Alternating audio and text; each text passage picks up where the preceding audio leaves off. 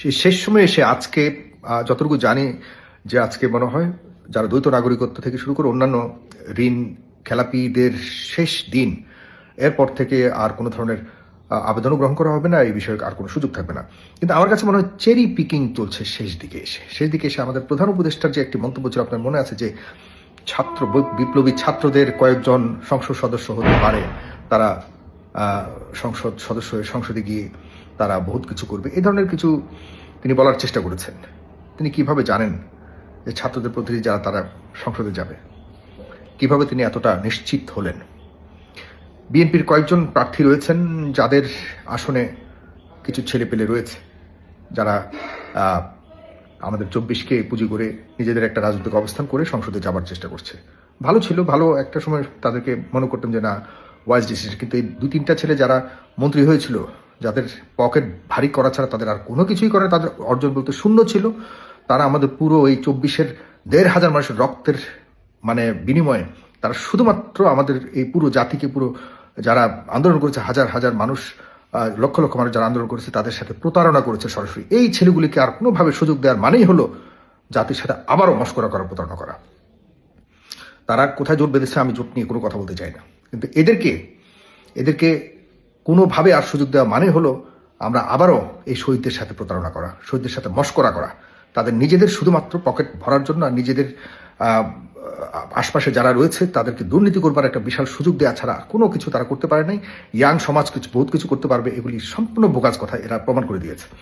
আমি যে কথা বলতে চাচ্ছি, চেরি পিকিং কেন চলছে এবং চেরি পিকিং এর একটা মহাপরিকল্পনার অংশ হিসেবে আজকেও হয়তো কিছু একটা করতে যাচ্ছে। আমি জানি না কতটা আসলে সততার সাথে এবং কতটা সঠিক মূল্যায়নের সাথে বিএনপির, যাদেরকে ইতিমধ্যে কুমিল্লার একটা আসনেও একদম শেষ দিকে এসে ঋণ খেলাপি বলে তার মনোনয়নকে অবৈধভাবে ঘোষণা করা হয়, কিন্তু এরকম ঋণ খেলাপি আরো অনেকে রয়ে গেছে সারা দেশে, তাদের ব্যাপারে কিছু করা হয়নি। কারণ হলো এই আসনে একজন 24 যোদ্ধা রয়েছেন, যাকে অলরেডি অলমোস্ট তারা বাকি রয়েছে শুধুমাত্র সে এমপি হয়ে গেছে, এই ঘোষণা দেওয়া, আর কিচ্ছু না। তাকে যদি এখন একদম আপনি যদি বলেন যে ভাই 24-এর যত যোদ্ধারা আছে সব পরিবার এসে তোমার সামনে এসে বলবে যে তুমি নির্বাচন থেকে সরে যাও, আমাদের দোহাই লাগে, সে দুনিয়া একদিকে, নির্বাচন একদিকে, সে মরণের চ্যালেঞ্জ আসলেও সে বলবে যে নির্বাচন হতে হবে, কারণ হলো তার সামনে আর কোনো বাধা নেই, সে এখন সংসদে যাওয়ার জন্য সম্পূর্ণ প্রস্তুত, তার কোনো ধরনের অসুবিধা নেই। সুতরাং সে কখনোই চাইবে না নির্বাচন আর বানচাল হোক, কারণ তার নিজের পথ পরিষ্কার হয়ে গেছে। দেশ গোল্লায় যাক, অন্য আসনে গোল্লায় যাক, কে কি করলেও কিচ্ছু যায় আসে না। এই হলো ইয়াং পোলাপানের বর্তমান রাজনৈতিক দৃষ্টিভঙ্গি। নিজের অবস্থান ঠিক, সব ঠিক, একটু অবস্থান এদিক সেদিক হয়ে গেছে তো এতক্ষণে দেখতেন যে পুরোপুরি বলে যে এই নির্বাচন কমিশন, এই আদালত সব বুক করা, বিএনপির কথায় চলে, জামাতের অন্যান্য কথায় চলে, এদের অধীনে নির্বাচন হবে না, এগুলো হয়তো আমাদের খুব কি বলবো, আমাদের পোড়া কপাল। আমরা এমন একটা জাতি, কারো উপরে আর নির্ভর করার কোনো সুযোগ নেই। যাই হোক, আমি যেটা বলতে যাচ্ছি, আমি যতটুকু জানি আর অনেকেই, কুমিল্লা তো সারা দেশে আর অনেকেই দ্বৈত নাগরিকত্ব থেকে শুরু করে আর অনেক বিষয়ে দেখা যাচ্ছে যে ডিফল্ট হয়ে আছে। এদের ক্ষেত্রে যদি কোনো রকম চেরি পিকিংয়ের আলামত দেখা যায়, তাহলে কিন্তু এই দায় দায়িত্ব সরকার এবং ইয়েকে নিতে হবে, নির্বাচন কমিশনকে নিতে হবে, আদালতকে নিতে হবে।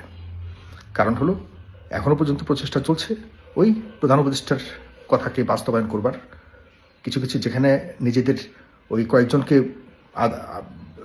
আপনার পার্লামেন্টে নেওয়ার জন্য চেষ্টার অংশ হিসেবে যারা উপযুক্ত, কোনো না কোনোভাবে তাদেরকে মানিয়ে নেওয়ার সুযোগ ছিল অথবা সুযোগ দেওয়ার মতো সেরকম সুযোগ তৈরি হয়েছে, তাদের কথা না শুনে অন্যদেরকে সুযোগ দেওয়ার জন্য একদম ম্যানুয়ালি ম্যাটিকুলাস ডিজাইনের অংশ হিসেবে এগুলি করা হচ্ছে বলে আমার কাছে মনে হয়। কুমিল্লার দেবিদ্বারের মুন্সি সাহেবের আমি যতটুকু শুনেছি, তিনি শেষ পর্যন্ত তাকে আপিলেও তার নমিনেশনকে প্রত্যাহার করা হয়েছে, বাতিল করা হয়েছে। আমি যতটুকু শুনেছি তিনি সর্বোচ্চ চেষ্টা করেছেন, তিনি ঋণও পরিশোধ করেছেন, কিন্তু তাকে কোনোভাবে আর সুযোগ দেওয়া হয়নি। হ্যাঁ, যদি তিনি অন্যায় করে থাকেন, তার যদি কোনো সুযোগ না থাকে, তাকে অবশ্যই বাতিল করা হবে। তবে এই জিনিসটি যাতে সর্বক্ষেত্রে বাস্তবায়ন করা হয়, যদি না করা হয় তাহলে বুঝবো এই আসনটিতে স্পেশালি দেখার চেষ্টা করেছে এবং এখানে যে কোনো মূল্যেই হোক তাকে বাতিল করাটাই একমাত্র উদ্দেশ্য এবং পরিকল্পনা ছিল। সুতরাং বিষয়গুলিকে দেখার অনুরোধ জানাচ্ছি এবং জনগণকে সজাগ থাকার জন্য বলছি, কারণ আমার কাছে মনে হয় আমি ডামি আমি তুমি এদিকেই কি আমরা যাচ্ছি শেষ পর্যন্ত। আমার কাছে মনে হয় যেখানে অনেক জায়গায় তো নমিনেশন দেওয়া মানে হলো এমপি হয়ে যাওয়া, সেখানে আর নির্বাচন আছে বলে আমার মনে হয় না। এরপরে দেখা যাচ্ছে যে যাকে নমিনেশন দেওয়া হয়েছে এর আশপাশে আর কেউ থাকুক কোনো দলও সহ্য করছে না। তারা মনে করছে যে এমপি হওয়ার জন্য যাকে আমরা বলছি সেই এমপি হবে এবং তাকে এমপি বানানোর জন্য যত কিছু করা প্রয়োজন সব করবো, আশপাশে কোনো ধরনের আগাছা রাখবো না, কোনো ধরনের অন্য কোনো প্রতিদ্বন্দ্বীও রাখবো না। যেমন আমাদের হাসনাত আবদুল্লাহ আমাদের খুব প্রিয় মানুষ, আমাদের খুব বিপ্লবী মানুষ, ওকে ভাবছিলাম যে ওর এখানে একটা ভালো যুদ্ধ হবে, ভোট যুদ্ধ। এখন তো আর কেউই নাই ওর এখানে। ওই গণ অধিকার নামক একটা দলের একজন আছে, ওরও আমি বলবো যে ভাই তুমি সরে যাও, হাসনাত আবদুল্লাহকে দিয়ে দাও নীতি, এটাকে নিয়ে আর ওখানে তোমাকে শুধু শুধু রেখে তাল কাজ করে রেখে ওইখানে নাটক করার কোনো প্রয়োজন নেই, ওকে দিয়ে দাও। ও যথেষ্ট পেরেছে, সাকসেস হয়েছে, নির্বাচন ছাড়াই ও এখন এমপি হয়ে গেছে। তো এই একই আমি ডামি তুমি আমি সেই মামু আমরা এই সেই এই টাইপের গণ্ডি থেকে আমরা বেরোতে পারিনি। কুমিল্লার অনেক আসনে এই একই অবস্থা। লাকসামে এখন যতটুকু জানি লাকসামের অবস্থান নিয়েও আজকে মনে হয় রায় হবে। অন্যান্য জায়গায় তো একই অবস্থা। আমি কুমিল্লার কথা বারবার বলছি, যেহেতু আমি কুমিল্লার কয়েকটা আসন দেখেছি। সারা বাংলাদেশে অনেক জায়গাতে একই অবস্থা। অন্য কোনো প্রার্থীকে কেউই সহ্য করছে না। বিএনপির যাকে দেওয়া হচ্ছে, বিএনপির অন্যান্য বিদ্রোহী প্রার্থীদেরকে বসিয়ে দেওয়া হয়েছে। মানে কম্পিটিশন যে দেখবার একটা ইচ্ছে ছিল সেটি আর হচ্ছে না।